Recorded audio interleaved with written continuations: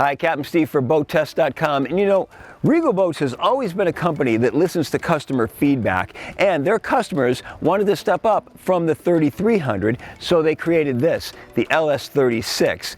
Regal appropriately dubs it the day yacht, and I'm going to show you why. Come step aboard.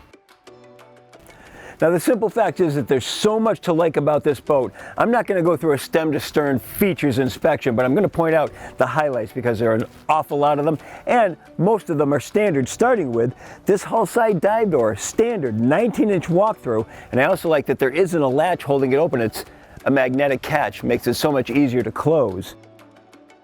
This aft seat, there's a simple latch right underneath, converts it into two positions, and that brings us to the stern. Nice wide walkthrough. We also have rumble seating with both positions, and that brings us to this wide platform, and it comes out so far as well. There's a rail going all along the trailing edge so people in the water have something to hold on to, and then there's an optional power platform right underneath.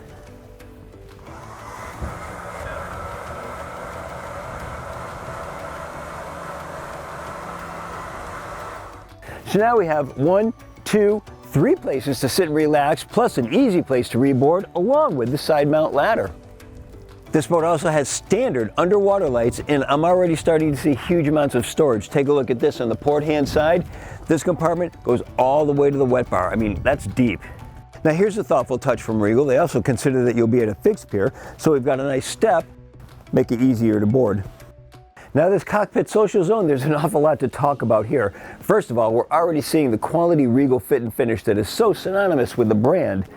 The nice stitching, the embroidery work, the flip down armrests, nice features. Pop-up LED lighting, standard, something we don't usually see on an interior. I like that. There's a lot of attention spent to the seat backs, how they're just at a comfortable angle. Plus we have opposing seating. There are 2 tables that can go here, they're optional. The galley area is very functional, and it's also recessed into an area so that we don't interrupt the flow of the social zones. We've got an electric grill, there's a bin with a cutting surface, and then a sink, and then more upholstery around the edges. They didn't have to do that. There's a flip out trash receptacle, and then this area right here, the 2 doors open, and then slide in, and now we've got a pull out YETI Cooler. Now, at this 29-inch walkthrough, we've got a refrigerated drawer to one side and storage drawers to the opposite side. You can also get refrigeration to the other or freezer to the other, and it's all standard, just take your pick. Now when it's time to relax, there's a drop-down 32-inch TV, and a retractable awning comes out and puts this whole area in shade when the sun gets to be too much.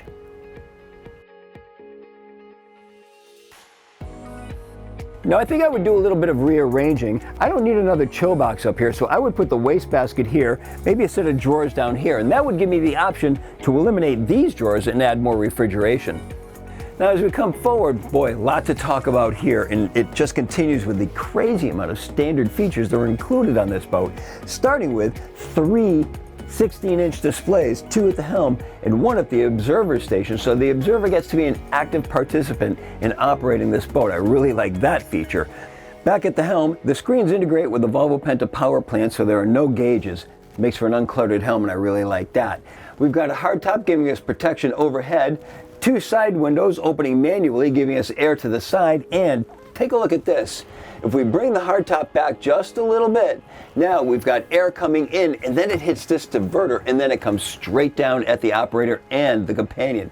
Great feature. I don't know why everybody isn't doing this, but I predict we will see everybody doing it very soon. It's a great idea. Or we can open it up all the way, get sun coming in here for even more climate control. Plus, if we close it, we've got climate control vents right at the helm. So however you want this to be climate controlled, you've got it. A couple of other nice features at the helm. No matter what engine choice you choose, you're going to get a joystick. To both sides, there's a wireless inductive charger. The seat is double wide, has a single flip bolster, and it adjusts fore and aft electrically. Now to the port side, slide the door over, and we've got the head compartment. 58 inches of overhead clearance, 41 inches of sitting headroom. Another solid surface counter with a sink on top of that. It's an electric flush toilet, We've got the ship's AC power panel. There's also a separate Seakeeper panel down here. We also have the generator controls here. Coming through the 24-inch walk-through, the supports for the windshield double as handrails. Now, where we usually see a big, heavy windshield that's hinged, this one instead is on a slider. Nice touch there. There's wind dam underneath. And that brings us to the bow social zone, which starts with 2 forward-facing seats, double wide, one on each side. The one on the port side also has a cushion that turns it into a chaise lounge, and then we've got a wide aft-facing seat. The 2 forward seats have flip-down armrests. There's an anchor locker fully forward that has an electric windlass inside and then a through-the-stem anchor roller. A table can go right in the middle, that's an option. Recessed into the bulwarks, there are beverage holders, grab rails, and connectivity.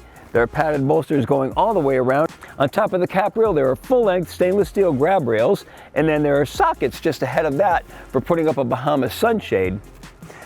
Now, there's storage in the deck, and I talked about how there's so much storage on this boat right at the beginning of this video. That includes this compartment right here.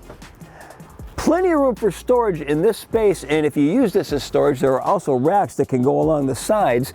But you can also use this as a sleeping area if you wanted to overnight. But frankly, if you wanted to use this as a dedicated sleeping area, Regal has another model that's better suited for that.